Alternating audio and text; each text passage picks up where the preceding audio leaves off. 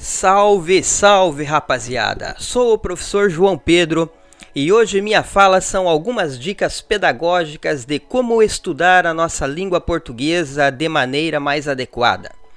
Inicialmente, é importante que se diga que os estudos contemporâneos de linguagem priorizam os textos, a comunicação de modo geral.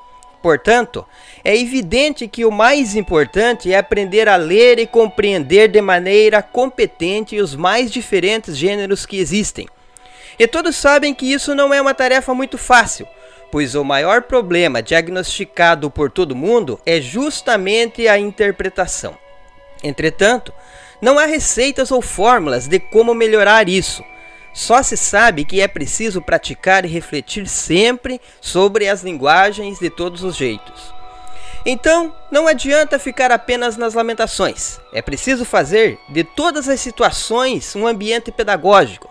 Quer dizer, aproveite todos os momentos possíveis para refletir sobre os jogos de palavras da publicidade, da literatura, da intencionalidade dos autores dos textos, da situacionalidade, ou seja, do contexto em que a comunicação acontece.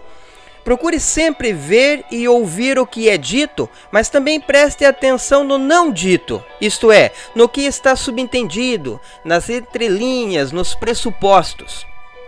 Mas também é evidente que precisamos estudar as regras da língua portuguesa, a chamada gramática normativa. Soa meio antiquado isso, pois atualmente não se estuda a gramática como meio para melhorar a comunicação, como era antigamente. Hoje, o estudo das regras é necessário mais por curiosidade ou por necessidade. Neste caso, por ser exigido em alguns testes, em alguns concursos ou vestibulares. Então, de maneira mais didática, pode-se iniciar com o conhecimento da organização da gramática normativa, que é crescente, ou seja, começa da unidade menor para a maior. Na primeira parte, temos o estudo dos fonemas e letras. Daí, passamos para o estudo da palavra isoladamente. Então, vamos para a oração, frase, período e, finalmente, o sentido dos enunciados. A primeira parte chamamos fonética e fonologia, que é o momento em que se estuda o que é letra e o que é fonema, como se organiza a sílaba com vogais e consoantes, bem como a tonicidade das palavras. É a parte em que se aprofunda mais os sons, as pronúncias dessas unidades menores. Em segundo, temos a morfologia, que literalmente é o estudo das formas. Nesta parte, estuda-se a palavra isoladamente. Qual foi o seu processo de formação, se é derivada ou foi composta, quais os elementos que a compõem, radicais, prefixos, sufixos, desinências, a que classe gramatical ela pertence, se são nominais, verbais ou relacionais. Em terceiro, estuda-se a sintaxe. Inicialmente é o período simples, para conhecer os termos da oração, o sujeito, o verbo, seus complementos. Depois, o período composto, por mais de uma oração que pode ser por coordenação ou por subordinação. Particularmente, penso que esta é a parte mais importante dos estudos gramaticais, pois é a que apresenta uma nomenclatura muito complexa e exige mais empenho do estudante.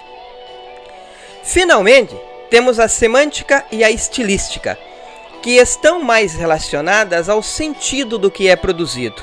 Sentido este que pode ser real, denotativo, ou figurado, conotativo. Portanto, esta parte se adequa mais aos estudos contemporâneos das linguagens. Embora haja uma nomenclatura também complicada, principalmente no que diz respeito às figuras de linguagem, metáfora, prosopopeia, antítese, etc., é uma das partes preferidas pelos estudiosos atuais, pois desafia mais a interpretação do que a memorização. Então, revisando, vamos lá. Comece se preocupando com todos os tipos de texto e explore todos os seus mecanismos para atingir seu objetivo. Depois, estude gradativamente das unidades menores para as maiores. Comece com fonética, passe a morfologia, depois a sintaxe e então a semântica e a estilística e bons estudos.